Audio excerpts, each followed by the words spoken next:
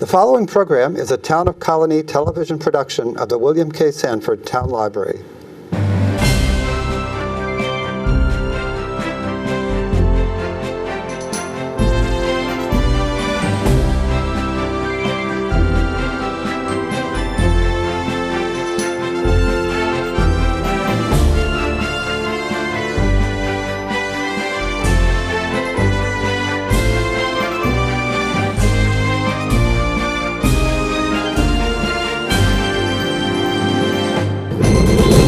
Welcome to Getting to Know You. My name is Joe Nash. Today we're going to be talking to people from the Juvenile Diabetes Research Foundation, known as JDRF, which is a lot easier. They're having an event October 14th. It's a walk up at Saratoga Racetrack. It's a fundraiser.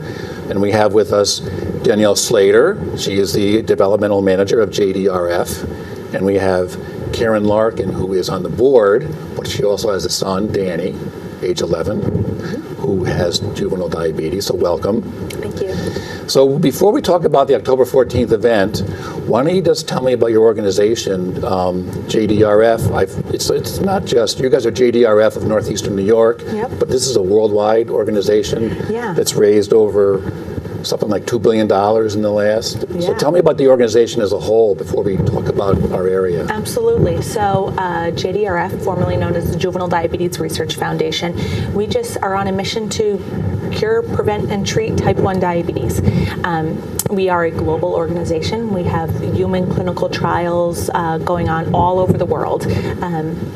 Our mission, like I said, is we want to cure, and we are going to look wherever we can to find it.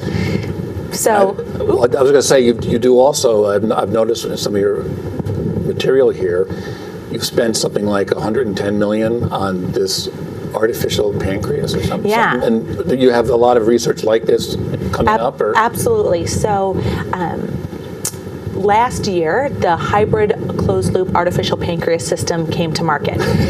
I know, it's a mouthful, but it's a reason to celebrate. It's the first step in life-changing treatments. And basically what it does, it's a plastic version of what a person without diabetes pancreas does. It monitors your sugar and adjusts the insulin accordingly. So it's a tremendous breakthrough, and it's only step one. I mean, things are constantly in development that are just improving on that, and it's a direct result of our donor dollars. So speaking of these new technology, you don't have the artificial pancreas, but you could show your arm there. Yeah, so you wear the, what's it called? So I wear a Dexcom, a continuous glucose monitor, and not all look so pretty like this. I had to bedazzle it a little bit.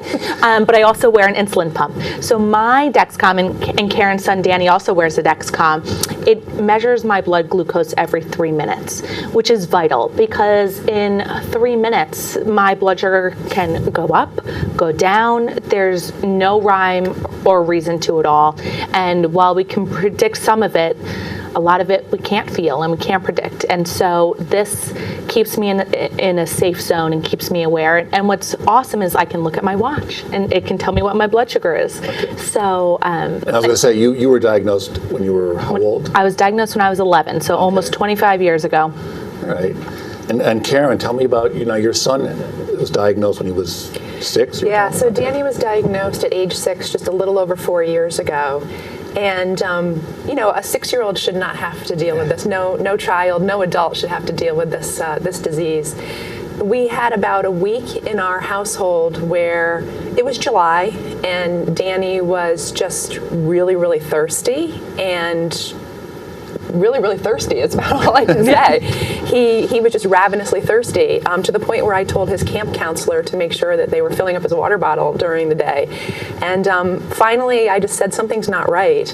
And we brought him to the doctor. They raced us to Albany Med, where we stayed for 3 days. His blood sugar was 546. And they just sat me down and said, this is type 1 diabetes. It just sort of happens. It's almost like a flip. And the switch gets flipped. We were talking before we started, once you have this for life. You have it for life. And you have to monitor every 3 minutes. Yeah. Oh yeah, it's constant. And so, Danny and myself, we have type 1 diabetes, right? So type 1 diabetes is an autoimmune disease. Like Karen said, a switch. I mean, there's nothing you can do to prevent it. There is no cure. That's what we're fighting for. And, you know, there's nothing we can't do. It just requires a little extra effort. Well, we were talking before we started. The effort that goes into this sounds totally amazing. So tell me, your son, he has the pump? Yeah, so Danny, when he was first diagnosed and you sort of leave the hospital, you are sent into the world with vials of insulin and syringes because you do need to first learn how to take care of. This is before he had the pump. This is before he had the pump. And even in the, I will say that even in the 4 years that our family has been dealing with this disease, it's been incredible, the technology advancements just in the 4 years. Because he was initially on syringes, and while there were pumps available, this pump that Danielle also uses is actually a tubeless pump. Okay. And so Danny was eligible for that within about 6 months of him being diagnosed. And so he still needs insulin all day, every day, but now he's got an insulin pump attached to his body. As parents, we have to change the site every 3 days. So every 3 days, he has a large injection. He has to put the pump on a different spot. A different spot in his body. So we almost call him bionic because, you know, he's a regular little kid in every single way, but instead of getting an injection of insulin into his arm every single time he eats an apple or a cookie, we can program this little, it almost looks like a PDM or an iPhone, where it tells the pump how much insulin to deliver. The pump is not smart. It does not understand what's happening in the body. We have to tell the pump, Danny just ate 25 carbohydrates. So it doesn't do it automatically? It does not do it automatically. We have constant communication with our doctors. About every 2 weeks, we're sending reports to measure his numbers, because as he's growing, you can imagine a 6-year-old boy grows into an 11-year-old boy, eventually grows into a man. Your metabolic system, you know, first of all, you might need more energy, you might need more food, and in order to convert the body's carbohydrates into energy, you might need more insulin to convert 1 carb of carbohydrates. So if he ends up, like you were saying before, 6'5", 225, he might... Yeah. Well, there's the pumps that Danny is using, he does need to change every 3 days. Yeah. And that's not only for... a whole new pump or a whole new... A whole new pump needs to be put on every 3 days. And that's also to prevent scar tissue buildup in the body where the site is. And it's also because of the amount of insulin that the pump itself can actually hold. So right now, Danny's ratio of the number of units of insulin he needs is going to grow as he continues to age. And so you might have to change a pump site every day once you get to be an adult. Yeah. Now, talking about the new technology, you can just show people right on your Watt.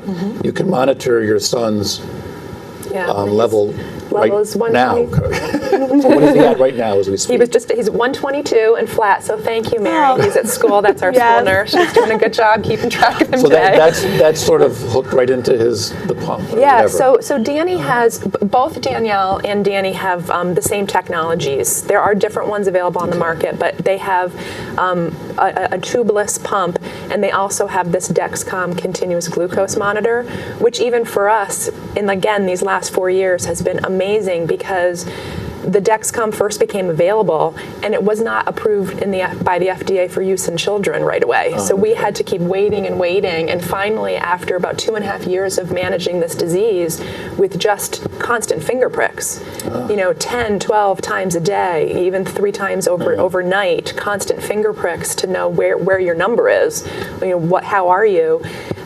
Finally, the FDA approved this Dexcom for use in children. Now, Danielle, when you were a lot younger, did you get to go through all that too? Oh, yes. And my parents. I have a new appreciation for my parents now, having a child of my own. But yeah, when I was 11, well, you've seen, so you must, all this, I'm sorry, but this whole new thing you've seen a lot of change since you were... I have seen a lot of changes. I can't even imagine. Insulin has changed, technology has changed. When I was first diagnosed, I felt like I needed a gallon of blood from my little finger and waited a minute to get my blood sugar results. And now, 5 seconds and a tiny little prick, and it's instant. And I think, for people who, I feel like we're saying a lot of terms, blood sugar, insulin, pancreas, for people who don't know what that is. If you don't have diabetes, your pancreas is producing beta cells that make insulin. And insulin is responsible for letting your body have energy from the food you eat, okay? So our bodies are producing insulin, but our immune system is just attacking it. It's a foreign thing. So we have to get insulin from an outside source to get energy. If we have too much insulin, our blood sugar levels go low. If we have too little insulin, our blood sugar levels go high. So it's a constant balancing act, juggling act, and other outside factors can affect your blood sugar. Exercise, stress, food, the weather, your menstrual cycle, puberty. I mean, I joke and say breathing because I feel like everything affects it. It is still, and Karen, you could attest to this, no matter what, even if the technology is improving and good, it's still a 24-hour a day. Literally, that's the thing with this disease is we feel blessed. Our son is perfect and healthy and amazing, and he's going to live a long, long, wonderful life.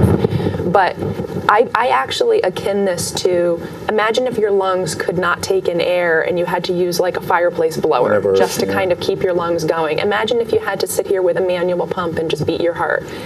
That is what this is. It's constant all day and all night. And all night, you were telling me before we started that you haven't had a full night's sleep in 4 years. But you don't sleep through the night with this disease. So while there's a lot of families that are going through a lot of different things, whether it's asthma, allergies, these types of things, this is a metabolic, problem of the body. It's a major organ of the body that doesn't work properly, and it's not just, hey, my kid needs a little bit of insulin when he has his dinner. The body's functioning all day, and to Danielle's point, he could be shivering at night and be really cold. He could be coming on with the flu or a stomach bug. There's not a lot of rhyme or reason. You can give the doctor literally said to me, Karen, you can give him 5 Ritz crackers today, and the way his body will process that will be different than the way he processes 5 Ritz crackers tomorrow. Like it's just constantly different. And during the night, he could have high sugar levels, he could have low sugar levels. So I would say on average, probably 2 to 3 nights a week for sure, we are waking up our child in the middle of the night to drink juice. So what, does your watch beep or something? Yeah, our alarms go off. Our alarms go off, and it's amazing, and that's where we're so grateful, because prior to having this continuous glucose monitor, we were waking up more often to finger prick him in the middle of the night.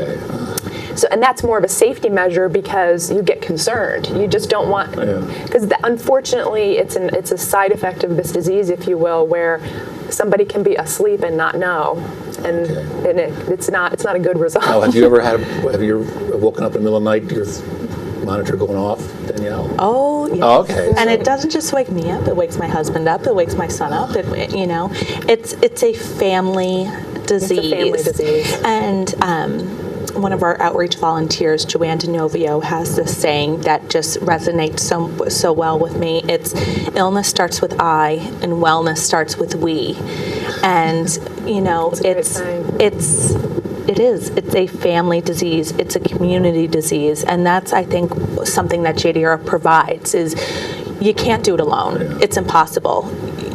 The stress would just be way too much. So that's, in addition to doing fundraising events, we have a strong outreach program where we want to meet other families. We want to talk to each other because, I can talk to Danny and we know exactly what it's like to feel what a high blood sugar is. As much as my mom wants to try to know what it's like, as much as Karen wants to try to know what it's like, and no offense, because I love Karen, she'll never know exactly. Yeah, and I don't want her to know.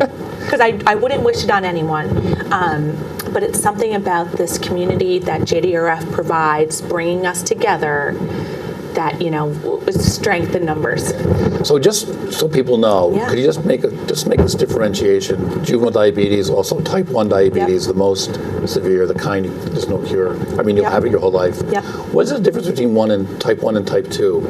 So type 1 is an immune system, issue. It's a Like we've been talking about, Yeah. your pancreas doesn't. Yep, your pancreas just kind of shuts off, right? There's nothing you can do to prevent it or cure it. Type 2 diabetes is a metabolic disease, so typically your body is still producing the insulin, it's just using it ineffectively. Lots of times it can be managed with diet and lifestyle choices. So it can, quote unquote, go away, kind of? It will never fully But go it's way away, more but it sounds way more manageable than the type 1. it can be managed without the use of injected insulin. Okay. Type 1 diabetes, typically there's a lot more risk of highs and low blood sugar, just more immediate danger. Typically, there goes my mic. Typically, we used to see type 1 diabetes diagnosed in kids. That's why you may have heard of it referred to as juvenile diabetes. Now we're seeing, though, adults being diagnosed with type 1 diabetes. It doesn't come on to their 40s, 50s. 60s, 70s So it can even. come on I mean, it anytime. can come on at any time. And true, like with type 2 diabetes, we used to see that in middle-aged and older adults. But now we're seeing, because of the rise of obesity, we're seeing kids being diagnosed with type 2 diabetes. But I think it's that's just part of it sad. too, is like I said earlier, with type 1, it is considered an onset autoimmune disease where really it is almost like a light switch. Like one day his body was just fine and the next it's killing itself. It's eating itself. It's autoimmune.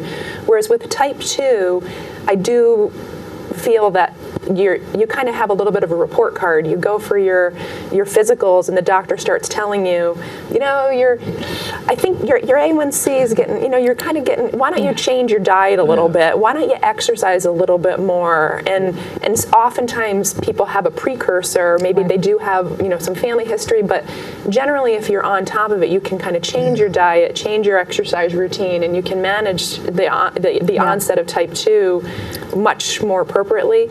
There's no, it's impossible Well, that's a for big somebody difference with type between 1 to, it has nothing, it's Yeah, got nothing yeah. to do with diet and exercise, nothing. Yeah, type 2 can be prevented. Yeah, type 2 can be prevented, type 1 cannot. Yeah. We wish it could. Well, your personal stories are really, this is way better than just sort of reading some newsletter about what it is. So let's talk about the October 14th event. We're filming this in September. This weekend you're having a bike ride. I'll just mention quickly, this will be on after that, but your bike ride is going to be raising $2.1 million. Yes, so we have over 700 people from across the country coming in to Saratoga Springs for our Ride to Cure Diabetes. The first time we're in Saratoga, and it's a weekend-long event. A 3-day event. Yeah, 3-day event. So it'll be amazing. Like I said, $2.1 million will be raised for our mission, and we'll see you next year in Saratoga for the ride. It's a ride. It's not a race, and you don't need to be a cyclist to do it. I haven't ridden a bike since I was 12, yet I'm going to be participating. So we'll see how that goes. But All right.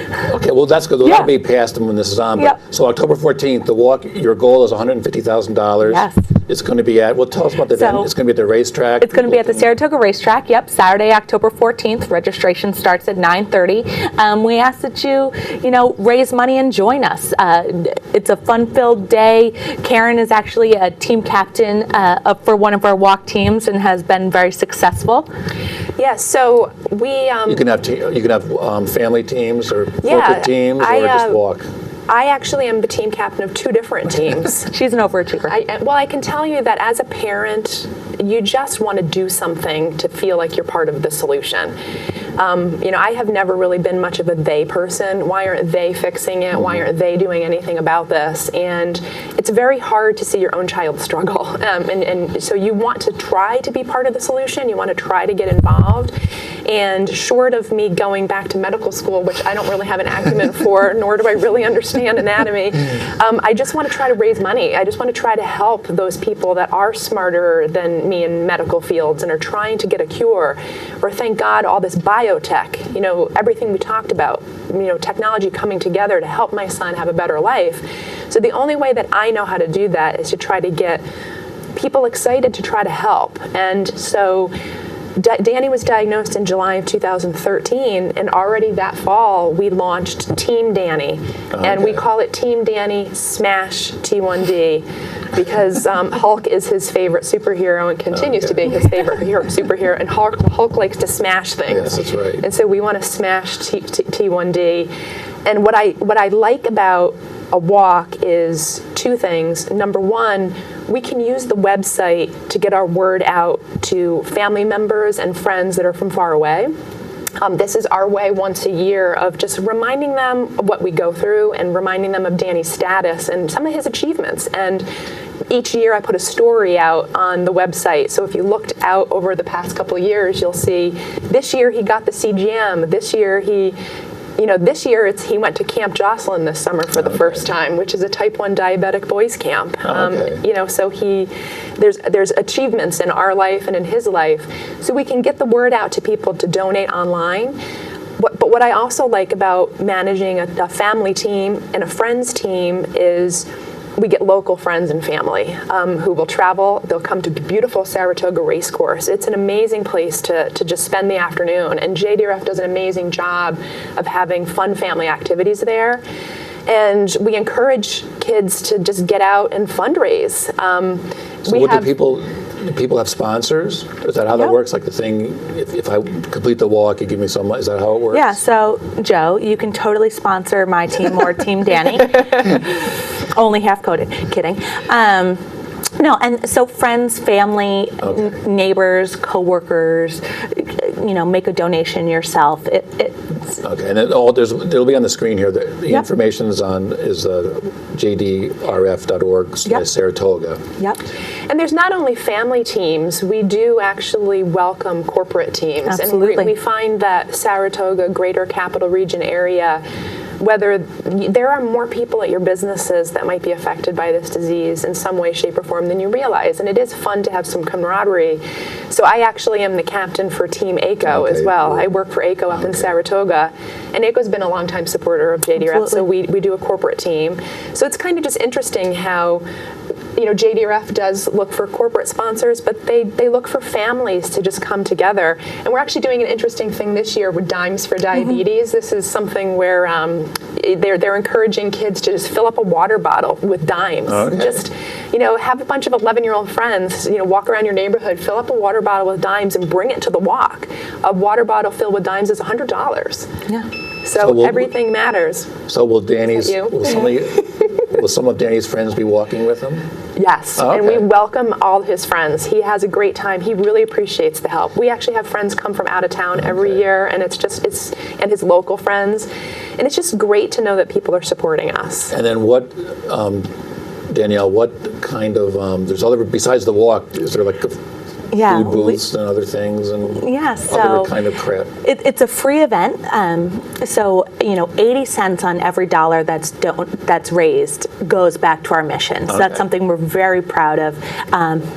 So there's food, there's music, there's games, there's entertainment, face painting. Stuff, so all sorts of fun activities. Will it be one of those bouncy houses? Oh yes, of course, of course. Talk about lowering your blood sugar. Dunk tank this year? Yeah. And what's the route? If no rain, you're going to actually walk on the race Hopefully, course? we'll see. Yep. So we'll be on the race course, and so 1 to 3 miles, however long you want to do it. I'd like to say there's no walk police. So if you want to just come enjoy the day, that's fine. Well, pull up a chair. it's Well, more of a one loop around the racetrack is, how much is that? Is that 1.5 miles? Yeah. Oh, About okay. a mile and a half. Yep. Yeah.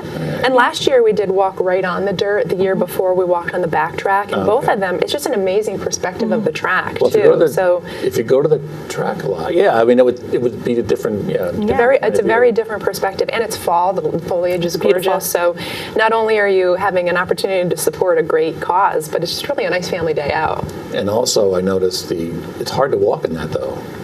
It isn't just flat. diabetes is hard too. Very well. It is what it is. That's a good idea. So that's October 14th. Yeah. And can you register right on that day if you want? Yeah, you can come show up that day if you want. Also go to walk.jdrf.org, find more information. We also have a walk in Albany coming up in May as well, right at Jennings Landing along the river.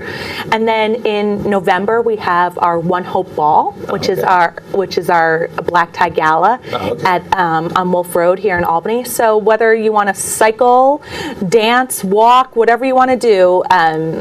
So you're saying that Jennings, down at the Jennings Landing, Park, yep. That's in May. That's in May, So yep. We can come back for that next week. Perfect. Well, thanks for telling us about juvenile diabetes, and your personal stories I should just tell people before we even started, I got a bigger education for about a half an hour all about diabetes, which I did not know, even though I thought I knew about it, but I didn't. So thanks for coming.